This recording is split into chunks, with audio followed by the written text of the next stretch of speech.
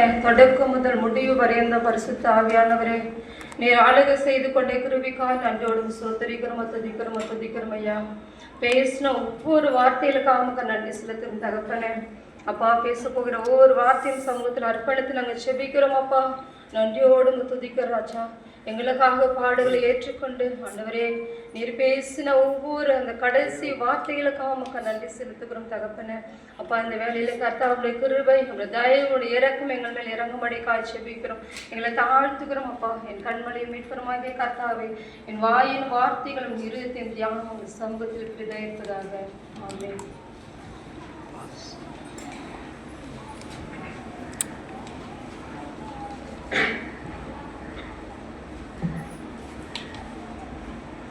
கர்த்தருடைய பரிசுத்த நாமத்துக்கு மகிமை உண்டாவதாக. ஏசப்பா கடைசியிலே பேசிய 7 வார்த்தைகளை பற்றி நாம் எடுத்துக் கொண்டிருக்கிறோம். கடைசியாக 7வது வார்த்தையாக லூக்கா என்ற சுவிசேஷம் 23ஆம் அதிகாரம் 46ஆம் வசனம். இயேசு,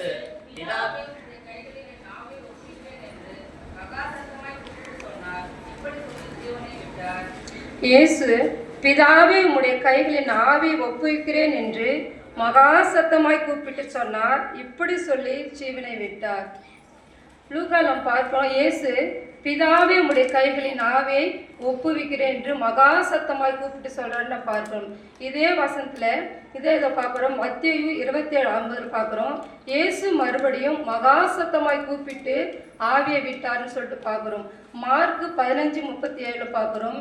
இயேசு மகா சத்தமாய் கூப்பிட்டு ஜீவனை விட்டார் என்று பார்க்கிறோம். யோவான் 19ஆம் அதிகாரம் 30ஆம் வசனத்துல பார்க்கிறோம். இயேசு காடியை வாங்கின பின்பு முடிது என்று சொல்லி தலையை சாய்த்து ஆவியை ஒப்பு கொடுத்தார் என்று நாம் பார்க்கிறோம். இதுல லூக்கால் மொத்தம் அழகா விரிவா பண்ணிருக்காரு. பிதாவிட்ட பேசுறதை நம்ம பார்க்கிறோம். ஃபர்ஸ்ட் முதல் வார்த்தை எப்படி ஆரம்பிக்கிறார்னா, பிதாவே சொல்லிட்டு ஆரம்பிக்கிறேன் நாம் பார்க்கிறோம். இயேசு கிறிஸ்து சிலுவில் பேசி 7 வார்த்தைகளை நாம் தியானித்துக் கொண்டிருக்கிறோம். 7வது வார்த்தையாக ஏசப்பா தன் ஆவியை பிதாவினிடத்தில் ஒப்புவிக்கிறதை நாம் பார்க்கிறோம். தீர்க்க தரிசனங்கள் நிறைவேற்றும் ஒப்புவிப்பு, பிதாவோடு ஐக்கியத்திற்கான ஒப்புவிப்பு, பிதாவின் ஊழியத்திற்கான ஒப்புவிப்பு, வெற்றி உள்ள அர்ப்பணிப்பு, மரணத்தை ஜெயிக்கும் ஒப்புவிப்பு, புதிய மார்க்கத்துக்கான ஒப்புவிப்பு, பிதாவின் சித்தம் செய்ய ஒப்புவிப்பு. இப்படியா நாம் பார்க்கிறோம். இயேசு கிறிஸ்து சிலுவைக்குரிய முதல் வார்த்தையிலும் பிதாவை என்று அழைத்தவர், கடைசி வார்த்தையிலும் பிதாவை என்று அழைப்பதை நாம் பார்க்க முடிகிறது. இது பிதாவேன்னு சொல்லிட்டு பிதாவிடத்துல முதல் வார்த்தை பிதாவை இவர்களுக்கு மன்னியும் ஜபத்திலே தொடங்கி ஜபத்துல முடிக்கிறதை நாம் பார்க்க முடிகிறது. ஒவ்வொரு காரியத்திலும் நாமும் என்ன பண்ணோமா, ஜெபித்து தான் ஒரு காரியத்தை துவங்க வேண்டும். நம்ம ஏசப்பையில கற்று தருகிறாரு. பிதாவே என்று சொல்றாரு. பிதாவாகிய தந்தை மகனாக இயேசுவின் திருமுழுக்கின் போதும் இவர் என்னுடைய நேசகுமாரன், இவரே நான் பிரியமாய் இருக்கிற ஒரு சத்தம் உரைக்கிறதை நம்ம இடத்துல பார்க்கிறோம். மகனாக இயேசு கிறிஸ்துவும் தாம் வாழ்ந்த 33 ஆண்டு காலம் பிதாவின் சித்தத்தை செய்வராக அவரது நேசகுமாரனாக வாழ்ந்து வந்தார். பஸ்கா பண்டிகையின் போது இயேசு காணாமல் போய் தாயும் தந்தை என்ன பண்றாங்க, பிள்ளை இல்லைன்னு சொல்லிட்டு தேடி வரணும் சொல்றாரு. ஆண்டவர் பதிலாக சொல்றாரு பார்க்கிறான், நான் என்னை அனுப்பினுடைய சித்தத்தின்படி செய்து அவரது கிரியை முடிப்பதனுடைய போஜனமா இருக்கிறதுன்னு சொல்றாரு. அப்போ பிதாவின் சித்தத்தை செய்வது எப்படி இருந்தாருக்கு, போஜனமா இருக்கிறதுன்னு சொல்லிட்டு நாம் பார்க்கிறோம். யோவான் 4ஆம் அதிகாரம் 34ஆம் வசனம் பார்க்கிறோம். இயேசு அவரிடம் என்னை அனுப்பினவரின் திருவுளத்தை நிறைவேற்றுவதும் அவர் கொடுத்த வேலையை செய்து முடிப்பதுமே என் உணவு. அவர் சொன்ன அந்த வார்த்தை என்ன சொல்றாரு, செய்வதே எனக்கு உணவா இருக்குதுன்னு சொல்லிட்டு நான் பார்க்கிறோம். ஆண்டவர் இயேசுவை பிடிக்க யூதாசம் போர் சேவர்கள், பிரதான ஆசிரியர்கள், பரிசேயர்கள் பந்தங்களோடும் தீவட்டிகளோடும் தேடும் போது இயேசு பிடித்து விடுவார்கள் என்ன பண்றாராம். சீமோன் பேதுரு தன் பிரதான ஆசாரின் வேலைக்காரன் மல்கூஸ் என்பவன் காது என்ன பண்றாரு, வெல்றாரு. அப்ப சொல்றாரு. யோவான் 18:11 பார்க்கிறோம்.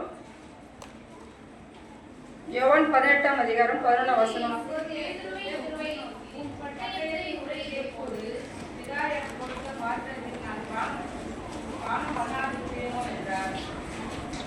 தந்தை எனக்கு அளித்த துன்ப கிணத்தில் இருந்து நான் குடிக்காமல் இருப்போனும் அவர் சொல்றாரு. அவர் கொடுத்த அந்த பாத்திரத்தை என்ன பண்ண பானம் பண்ணாமல் இருக்கணும் அப்படின்னு சொல்லிட்டு கேட்கிறாரு. அப்போ அவரை சொல்றாரு, அவர் கொடுத்த அந்த பாத்திரத்தை என்ன பண்ணாரு, அவர் சொல்றத வார்த்தை அவருக்கு எப்படி இருக்குதான், உணவா இருக்குது, ஒரு தண்ணி குடிக்கிற ஒரு பானமா இருக்கு சொல்லிட்டு நான் பார்க்கிறோம். பிதாவின் சித்தத்தை செய்வது அவருக்கு எப்படி இருக்குதான், போஜனமா இருக்குது, உணவு தண்ணியா இருக்குன்னு சொல்லிட்டு நாம் பார்க்கிறோம். மலை பிரசங்கத்துல 17 முறை பிதாவை என்று உச்சரித்தார். யோவான் 17ஆம் அதிகாரத்துல 6 முறை பிதாவை என்று அழைத்து உள்ளார். இப்படி தந்தையாக பிதாவுக்கும் மகனாகிய ஆண்டவர் இயேசுக்கும் உள்ள ஐக்கியத்தையும் உறவையும் நாம் காண முடிகிறது. ஆனால் தான் தனது பணியை சிறப்பாக செய்து முடித்து விட்டேன் என்பதை அநேகர் அறிவே மகிழ்ச்சியோட மகா சத்தமாய் கூப்பிட்டு சொன்னார், பிதாவே உம்முடைய கைகளில் ஆவியை ஒப்புவிக்கிறேன்.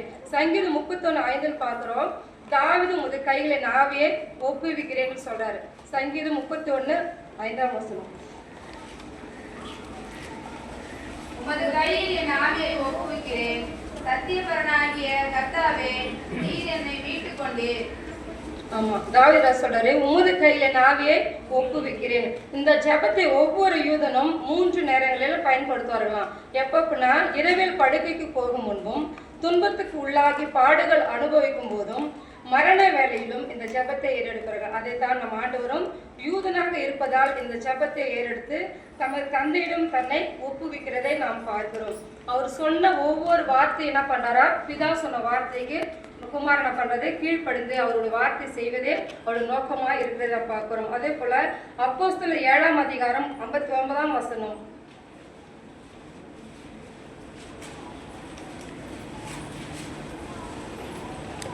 அப்போஸ்தலர் 7:51. அப்பொழுது கர்த்தராகிய இயேசுவே என் ஆவியை ஏற்றுக்கொள்ளும் என்று ஸ்தேவான் தொழுது கொள்ளுகையில்